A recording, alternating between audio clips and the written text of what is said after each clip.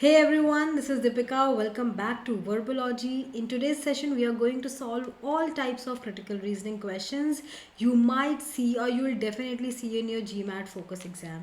Today's session focuses on concept building.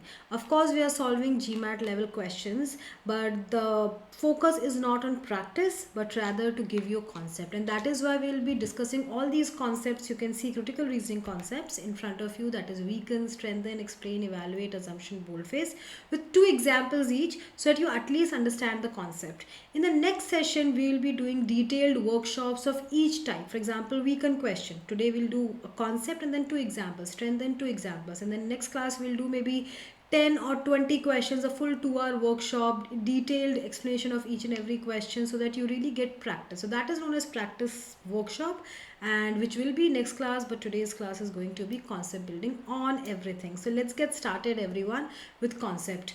Now when we start critical reasoning, students, first of all we need to learn to identify arguments. So now what do I mean by that?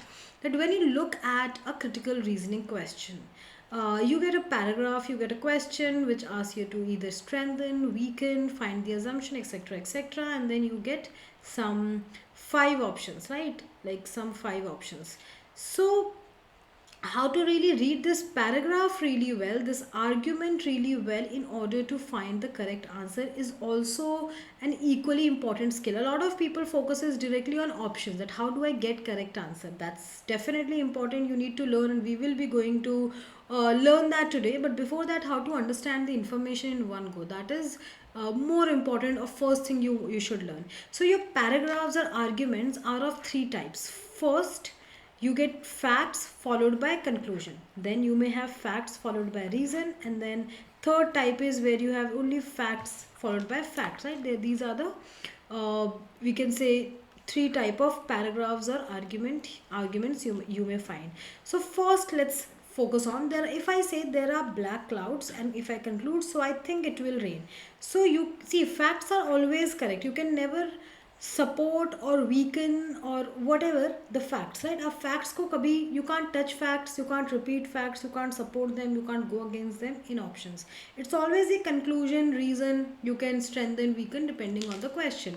So if conclusion say, if for example conclusion is, so I think it will rain, so actually if they ask you to weaken, for example, okay, weaken the conclusion, so if you have to prove that it will not rain, opposite of that, answer will not be that direct, isn't it? You have to find something where they say the required humidity is not there, the required temperature is not there for it to rain. It's some extra information which will logically prove that it will not rain.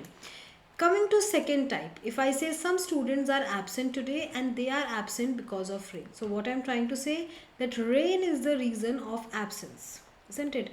And if you have to say weaken the reason, you will say it's not the rain, some festival, or there's something else is the reason of absence. So students are absent, that's true, you can't go against that, but the reason is something you can weaken, you can go against. So it's always a conclusion or reason you can support. So if this is strengthen, in first case, that it will rain, you say yes, there are black clouds, the required humidity and temperature is also there, so it will rain, or it's not there, so it will not rain. So it's always the conclusion, reason you have to focus on while figuring out your answer. But if you have only facts, for example, generally these two facts will be opposite or contradictory in nature. So in that case, you just have to justify or explain how these two things can coexist. For example, if my sales are increasing but profits are quite low, that means maybe I'm giving a lot of discount, 90% discount, I'm doing a clearance sale, and that's why everybody's like buying it, sales is increasing, but I'm not getting the desired profit. Now let's get started with the concept. So very first concept which we are going to learn today is weaken questions. Now in weaken question you get two type of paragraphs or arguments. So see, as I told you, that this is known as argument. Now argument may have facts followed by conclusion or facts followed by reason. As I told you, it's either the conclusion or reason which you weaken. You don't weaken the facts. Facts are always true. So for example, if you get this type, facts followed by conclusion, like I told you, there are black clouds and it will rain. So you have to prove opposite, it will not rain, if the question is weakened, right? If conclusion is there, just prove opposite in your answers. Whereas if you have reason, second type of argument, last line is a reason why is this situation happening, then you have to first of all simplify that entire information into 2 points, that this is the reason to this fact or situation, as in rain is the reason for absence, right, जो अभी हमने पिछले example में देखा था. Now based on that you will find 3 patterns of answers. Either you will say rain is not the reason of absence, or something else like a festival was the reason of absence, or y to x. You can maybe reverse the correlation. There can be 3 types, right? So but most probably you get this second. You have to always find a new info or a new reason, new explanation for the given situation. That always works. Now let us solve certain examples. Always read the question stem first. Most seriously weakens the argument, right? So we have to weaken, that means we have to weaken the conclusion or reason, whichever is given. Fine. A year ago, Diet's Foods launched a year-long advertising campaign for its canned tuna. Last year, Diet sold 12 million cans compared to 10 million sold during the previous year. An increase directly attributable to new customers brought in by the campaign. Profits from the additional sales, however, were substantially less than the cost of the campaign, and clearly what they're saying, campaign did nothing to further Diet's economic interest. So let's divide this entire paragraph into 3 information. First is what? There's a company called Diet's Foods. Correct. What is it doing? It is doing an advertisement for its product, that is canned tuna. Okay, then what's happening? Is this advertisement working? Yes. They sold 12 million cans compared to 10 million cans. Right? That means 2 million extra. Who bought these 2 million? New customers. So this were bought by new customers, new people. Fine. How much profit are get? Profits are substantially less. So third information is profits are less. That means profits are less than expected. It's not like they are in loss. They are profitable, but it's less, isn't it? So they are saying campaign did nothing to further Diet's economic interest. That means this advertisement campaign did not really help this company Diet's Foods financially. If I have to weaken it, I have to prove this campaign did something. Correct. So I have 4 options. Now which option proves that this campaign did something? I have to support that. So let's eliminate first of all option B, because it's against the facts. What does it say? Most of the people who bought Diet's canned tuna for the first time as a result of the campaign were already loyal customers of the Diet. So they were not loyal customers, they were new customers. People who bought canned tuna as a result of the campaign. You can read line 2 and 3. It says new after the campaign new customers bought. So you can't go against the facts. Facts are always true. You can only oppose the conclusion or reason. Facts are true. Okay, so against the facts, that is second fact actually, we cannot go against. Now option C, Diets made money on sales of canned tuna last year. They did make money. They are saying we did get profit, but profits are less. So nobody is saying, but they made very less money, isn't it? So this is just repeating the line or the information rather than proving anything about the campaign. हमें क्या prove करना है? Campaign did something. Last line का opposite. Now option A, sales of canned tuna account for a relatively means comparatively small percentage of profit. So that's what happened. They got small percentage of profit. So this supports, or this again repeats the given situation rather than proving that the campaign did something for them. Now option D says in last 5 years there was steep industry-wide decline. See if this is the industry and there are say 10 shops.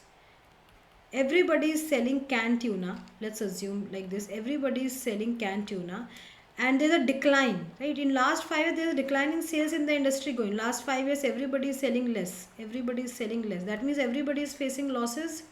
But this particular company, Diet's Foods, sold 2 million extra and they got less profit. So at least they are not in loss like other companies, right? And after the campaign, some new customers brought. That means had the campaign been not there, they would have faced losses just like industry or everyone in the industry. At least they are in profit, maybe less profit, but at least they are in profit. So that means campaign did something for them.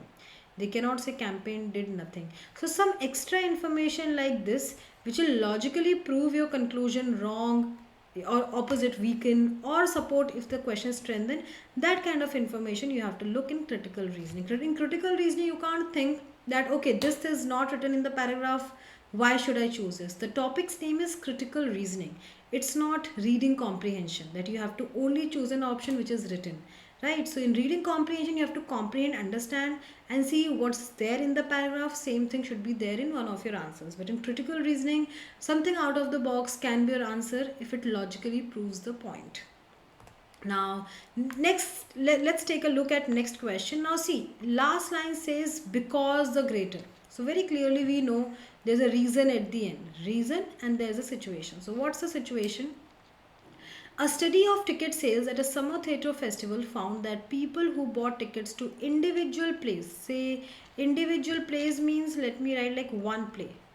So people who bought ticket to one play had a no show rate. What do you mean by no show rate? No show means absent rate.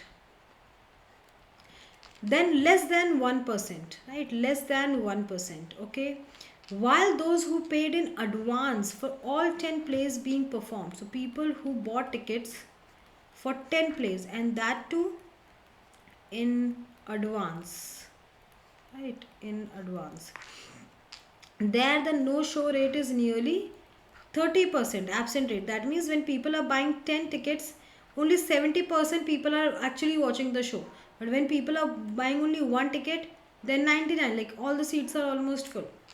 Now this is the situation, students. What is the reason? X is the reason of Y. That's how we do. So what is the reason? What is the X? We are saying it's something to do with the awareness about the cost of an item, right? Something to do with the cost of an item, and this is the reason to this situation of 1%, 3%. Now question is, find an alternative explanation, find another reason to this situation or to these results of the study, that this 1%, 30% is not because of cost but something else. Now if you read the options on your own, everyone, somehow every other option, it focuses on the cost, that because of money like people were taking this decision, whereas option D gives you another reason. It has nothing to do with cost, because people who buy one ticket only, individual place, buy it immediately prior, right? Immediately prior, as in if you go to watch a movie and just buy the ticket 5 minutes before the movie starts, of course you're going to watch the movie, you'll not come back home. But if you buy the tickets in advance, right, for next month you want to watch 10 movies and you bought all the tickets in advance, and now you might miss out on some movies, isn't it? So it's another or a new reason, option D, right, which proves that why this absent rate is there, which has nothing to do with the cost. So option D is the correct answer. I hope you got the point.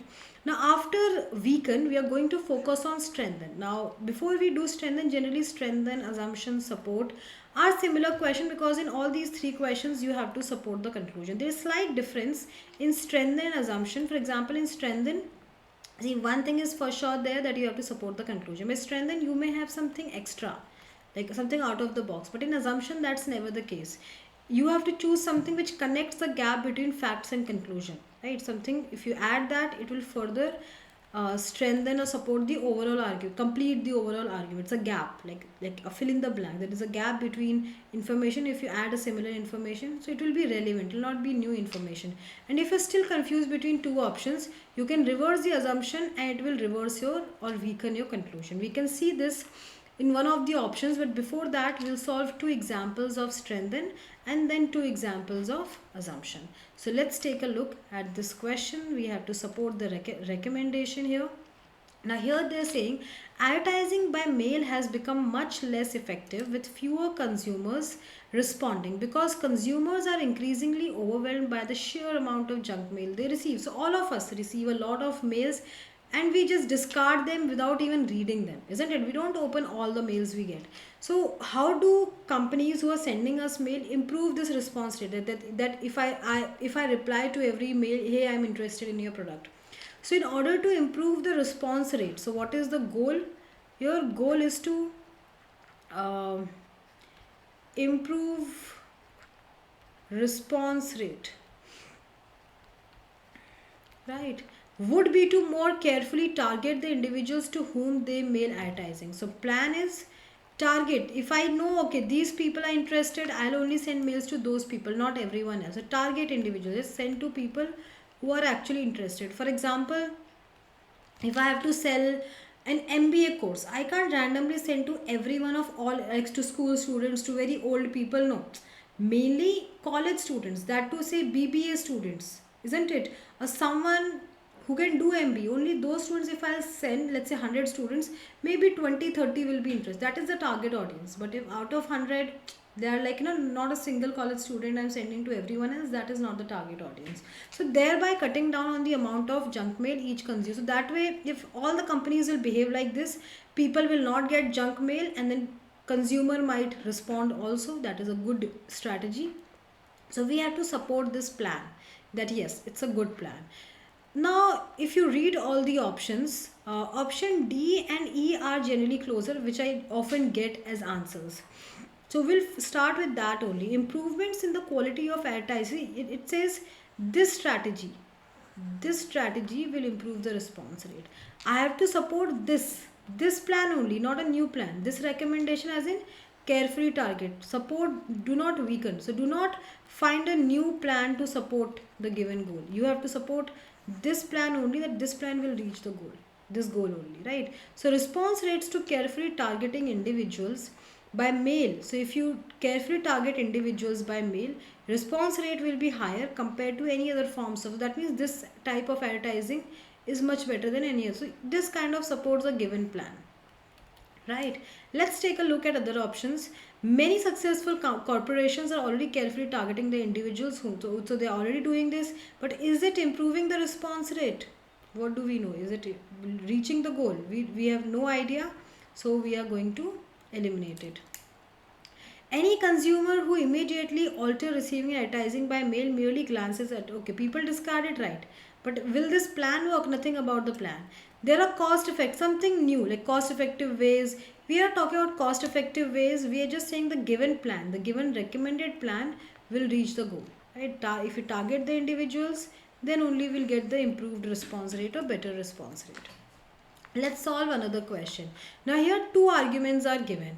In the first argument, industry officials are saying, and second, environmentalists are saying something. Industry officials are saying that yes, there is an extreme pressure exerted on plant managers during the last 5 years to improve profits by cutting costs, but it has done nothing to impair the industry's ability to operate safely, right? Environmentalists are contending, as in they are opposing it, no, recent oil spills accidents are because of cost cutting measures. Now you have to support the industry officials. Question clearly is you have to support the first two, whatever they are saying in first two lines, that should be supported. So what they are saying, it has done nothing to impair industry's ability to, that means we did do cost cutting, but it did not it did not lead to any safety crisis or anything else, any accidents, any oil spills. Now which option actually proves that? So if you read option C, despite major cutbacks in most other areas of operation, the petrochemical industry has devoted, so they did do cutbacks, but maybe they have devoted all these cost cutting karke, they must have devoted all these costs to environmental and safety measures, because that is what the industry has devoted more of its resources to environmental safety measure in the last 5 years. That means there can be any other problem but this, because they are spending more on environmental and safety measures, especially in the last 5 years compared to before. That means even if they're doing cost cutting, it can do, it has nothing to do with the ability to operate safely, because they are actually investing more and more on safety of the plant, isn't it? So out of all, only that was talking about safety. Now let's take a look at assumption questions. So assumption is what? It's a gap between facts and conclusion. It supports the conclusion, and if you're still confused, if you reverse the assumption, it will reverse the conclusion. So let's take a look at this question. The city of Workney, in raising bus fares from $1 to $1.25, proposed that 18 fare token, as in lately the price has increased from 1 to 1.25. So anyone who is finding it expensive can buy 18 tokens, right? 18 tickets or tokens, tickets for $20, right? So it will be cheaper for them if you're buying at a time, right? To alleviate means to decrease the extra burden of the fare increase on the city's low income residents. So some critics are saying this is a bad plan because $20, giving $20 is a big deal for some people. They may not have that much, but if you'll tell them ki, okay, buy 9 tickets for $10, it's still the same thing per ticket, but giving out $10 at a time would not be so expensive. Prohibitive means expensive, right? Expensive. So $20 plan, outlay means plan, will be expensive, so we should go ahead with this plan, right? This plan. So question is what alternative means second proposal depends on which of the following. So second proposal is $10, first is, so it depends on what assumption that $20 will be expensive for people. Where is it written that the outlay, the plan of $10 for 9 tickets would not be expensive? That means second plan, tell it will not be expensive. That is why we made it. Could be. What about option B? Low income riders would be more likely to take advantage of the savings afforded by 9 token offered than would other riders. That's fine, that people will take $10. But what is the reason behind making second plan? Like, because first plan was not great, that's why we made alternative proposals. Assumption means what was the basis, what was the thought process, what they assumed. They assumed that this plan will not be that expensive, then people will use it. Not use it is a later thing, isn't it? So no, low income residents of Workney will continue to ride the buses in the same number dispatch. So people will going to travel by bus only, whatever is the tickets price. Again, this does not talk about the plan of ticket price or alternative proposal at all, so this cannot be the answer. The proposed fare increase is needed for, so why is did they increase the price? Because they needed to purchase. Again, will alternative proposal is great or not, what is the assumption behind it? Option D is not saying. Similarly, also this is extreme E is also not talking about the plan. So first of all we have to stick to the topic in the options, and then we have to see what else can we do, isn't it? Next assumption question, let us solve. Now see, in this case, if I reverse option C, the plan of $10 for 9 tokens would be prohibitive, would be expensive. Then in a way it weakens the overall argument. Even $10 का भी expensive होगा plan, just like $20. That means the even alternative plan is not so great, isn't it? Now let's solve another question of assumption. Although there is no record of poet Edmund Spenser's parentage, we do know that as a youth, Spenser attended the Merchant Taylor School in London for a period between 1560 and 1570. Record from this time indicate that Merchant Taylors Guild then had only 3 members named Spenser. Robert Spenser, just a minute. Robert Spenser, Nicholas Spenser, and John Spenser. See, we do not know Edmund Spenser's parents. So we checked his school's records between this to this year. And we found 3 people with the surname Spenser. Right. Now out of this, first one is a gentleman, second is the warden, and third is a cloth maker. Cloth maker as in tailor. We are saying the last means John. John is least affluent and most likely, and maybe his father. Why we are saying John is his father? Because school accounting shows that Edmund attended the school at a reduced fees. Now we have to support these last few lines that John must be Edmund's father. And how do we know that? Because he attended the school at a reduced fees. So if we read option E, that the school did not reduce its fees for the children of the more affluent. That means if someone is from rich family, their fees will not be reduced. If someone is from least affluent, their fees will be reduced. Are you getting this? This is exactly opposite. Before going to other options, let's try to reverse this. देखो मैं not को cross कर दिया. If I say the Merchant Taylor School did reduce its fees for the children of the more affluent, मतलब rich family के बच्चे जो थे उनकी भी फीस कम थी, उनकी फीस that means उसका father ज़रूरी नहीं least affluent हो, फिर तो कोई भी हो सकता है, isn't it? So then it weakens your conclusion, isn't it? It weakens the conclusion if I reverse it. So assumption always supports the conclusion, and अगर आप उसको reverse कर दो तो आपका conclusion जो paragraph में लिखा होगा वो reverse हो जाएगा, weaken हो जाएगा. Now इसमें से बाकी जो ऑप्शंस में 2 तो आउट ऑफ स्कोप है. For example The fact that Edmund Spencer attended the tailor school did not necessarily mean that he planned to become a tailor. उसने कब प्लान किया भाई टेलर बनने का? He was a famous poet. First line में ही लिखा है, isn't it? His father could be a tailor, could be a cloth maker. वो कभी उन्होंने टेलर, तो ये तो लिखा ही नहीं है, so out of scope.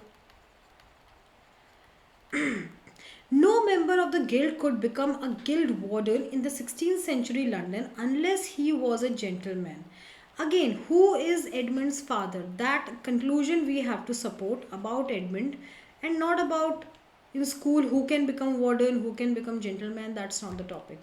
Most of those whose fathers were members of the school guild were students at the merchant tailor school. That means जिनके भी बच्चे फादर से वो सब मेंबर्स थे, तो of course they check the records. ही second line में देखो, दे चेक द रिकॉर्ड्स। उन रिकॉर्ड्स में उनको 3 लोग मिले मेंबर्स जो थे स्पेंसर नाम के। दैट मीन्स जिन भी पेरेंट्स ने अपने बच्चों को एडमिशन कराया होगा वो उन रिकॉर्ड्स में होंगे। तो it just repeats actually third line in different words.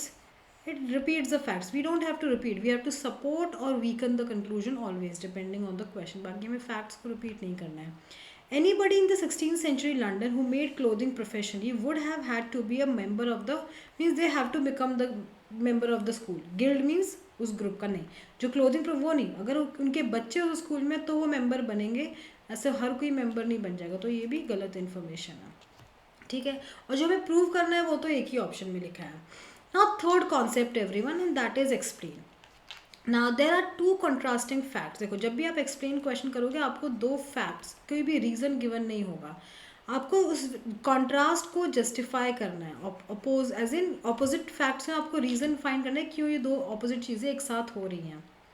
और जनरली उन फैक्ट्स के बीच में कुछ वर्ड्स होंगे like but, except, nevertheless, however, तो उससे आपको लग जाएगा फैक्ट 1 क्या है, फैक्ट 2 क्या है। तो फैक्ट 2 का भी अगर आप रीज़न फाइंड कर रहे हो तो इनफ है। फॉर एग्जांपल यहाँ पे फैक्ट 1 ये है, फैक्ट 2 ये है कि सेल्स तो मेरी डबल हो रही है बट प्रॉफिट्स उतने ही नीचे जा रहे हैं। तो कैसे जा रहे हैं? अगर मैं इसका रीज़न प्रॉफिट क्यों लो है, क्योंकि मे बी मैं 80% डिस्काउंट दे, सेल्स तो ऊपर जा रही है पर ये इसका, तो ये दोनों का रीज़न है, ऐसे सेकेंड का रीज़न है, वैसे हम फिगर आउट कर सकते हैं। Now let us solve a question. So देखो यहाँ पे लिखा हुआ है word explain, that means 2 opposite facts होंगे। Why the value of a share of grain को स्टॉक मूव्ड। सो जो शेयर की वैल्यू है उसको हमें एक्सप्लेन करना है। तो क्या हो रहा है यहाँ पे, let's read. In the United states profits from sales of Grainco, biggest selling product cornflakes, have dropped. Okay, so profits यहाँ drop हो गए हैं by 30%. Fine, तो ये situation 1 है। During the same time, the value of share of Grainco stock rose by 20%, पर उनका जो stock price है वो बढ़ गया है, and that too by 30%, sorry 20%। तो वो बोल रहे हैं दिस इज पजलिंग, ऐसा होता नहीं, वो स्टॉक तो कम हो जाता है जनरली अगर सेल्स नहीं हो रही है कंपनी की, तो ये कैसे हुआ। तो I have to give a reason कि क्यों शेयर की वैल्यू इतनी ऊपर जा रही है जब कंपनी प्रॉफिट नहीं कर रही है, कुछ बेच नहीं रही है। तो किसी कहीं से तो पैसा आ रहा है, हमें कोई पॉजिटिव न्यूज़ देखनी है। तो ये सारी देखो नेगेटिव न्यूज़ कि उनको अपना एक प्रोसेसिंग फूड प्लांट क्लोज करना पड़ा, या ड्रॉट की वजह से उनके बहुत सारे क्रॉप्स डिस्ट्रॉय हो गए, ये सब नेगेटिव न्यूज़ की वजह से कैसे स्टॉक प्राइस बढ़ेगा, इजंट इट। या उनके एम्प्लॉयज़ ने यूनियन बना लिया है कि उनको मेडिकल बेनिफिट और सैलरी ज़्यादा चाहिए। तो अगेन अब सारे पैसे अगर कंपनी के प्रॉफिट सैलरी और मेडिकल बेनिफिट्स में जा रहे हैं, कंपनी का खुद के सेविंग्स में कोई पैसा नहीं है, तो स्टॉक प्राइस कैसे बढ़ेगा। स्टॉक प्राइस तभी बढ़ता है जब कंपनी के पास ज़्यादा पैसा होता है रादर देन एनीवन एल्स। तो ये भी पॉसिबल नहीं है। या कंपनी का न्यूज़पेपर में आ रहा है पुअर मैनेजमेंट, ये भी नेगेटिव न्यूज़ है। Option C is the only positive news. We are saying it's another product, oatmeal. Profits from the sales of oatmeal, which accounts for large part of the Grainco's total sales and profits, increased dramatically in both. So maybe the profit increased here and that could be the reason of stock price जो हमें पूछा गया है। So हमेशा अगर आपको explain word दिया गया है, explain, justify, तो 2 facts होंगे और आपको सेकेंड फैक्ट का एक रीज़न बताना है कि क्यों ऐसा हो रहा है, ठीक है। Okay, now let us solve next question, best reason. So best reason against adopting the proposal. So first of all, what's the proposal? Some manufacturers of computer software have proposed cutting costs. So computer software, let's assume antivirus, आपको एक antivirus चाहिए, आपने एक CD ली या something कुछ लिया और आपने अपने लैपटॉप में उसको करके एंटीवायरस आपने वो इंस्टॉल करके हो गया। अब जनरली जब भी आप ऐसी चीज़ें खरीदते हैं, आपने कोई गेम खरीदा फॉर एग्जांपल सॉफ्टवेयर का हो, PS5 का समथिंग, आपको हमेशा उसमें एक इंस्ट्रक्शन मैनुअल आती है, राइट. इंस्ट्रक्शन मैनुअल हमेशा हार्ड कॉपी जैसी होती है. आप फ़ोन खरीदते हो फॉर एग्जाम्पल, हमेशा एक मैनुअल आती है, राइट. तो लोग ये बोल रहे हैं कि कंप्यूटर डिस्क में ही, मतलब जो वो डिस्क है उसी के साथ क्यों नहीं आता, जो हमने तभी उसमें ही हमें स्क्रीन में इंस्ट्रक्शन पढ़ लिया, हो गया, अलग से कॉपी देने का क्या मतलब है. तो कंप्यूटर यूज़र्स के लिए भी ठीक है, वो वहीं रेफ़र भी कर सकते हैं और वो कहीं घूम भी नहीं होगी, rather than dealing with this printed manuals which are costly for manufacturing. कोई बनाने में कॉस्टली होती है फालतू की, हमको भी संभालने में वो होता है, तो सॉफ्ट कॉपी में ही दे दो. तो हमको इस प्रपोजल के अगेंस्ट बोलना, हमको बोला नहीं नहीं हार्ड कॉपी ठीक है, सॉफ्ट कॉपी से फ़ायदा नहीं होगा actually. So because hard copy manuals are expensive and inconvenient to copy, तो printed instruction manuals provide one of the best deterrents actually. अगर किसी को कॉपी करना है वो सॉफ्टवेयर, कॉपी तो इजीली हो सकता है, पर कोई भी वो मैनुअल्स को प्रिंट कराने का खर्चा नहीं लेगा, और उससे पता चलेगा कौन सा ओरिजिनल है, कौन सा नकली है, फर्स्ट कॉपी है, आप जो भी खरीद रहे हो. तो इलीगल कॉपिंग नहीं हो पाएगी, जिससे कि मैन्युफैक्चरर को बहुत प्रॉफिट होगा, और ना उसने बनाया उसी चीज़ का किसी ने सस्ते में और कॉपीज़ करके बेच दिया, तो फिर उसका लॉस हो गया, इजंट इट. तो इसीलिए हार्ड कॉपी ज़्यादा फ़ायदे की होती है, बिकॉज जो भी कॉपी करके इलीगली बेचने की कोशिश करेगा वो इतना खर्चा फिर नहीं करेगा for sure. So thank you so much everyone. This is part 1. In part 2 we'll be doing remaining concepts, that is evaluate, boldface, plan questions and many more. See you tomorrow. Bye bye.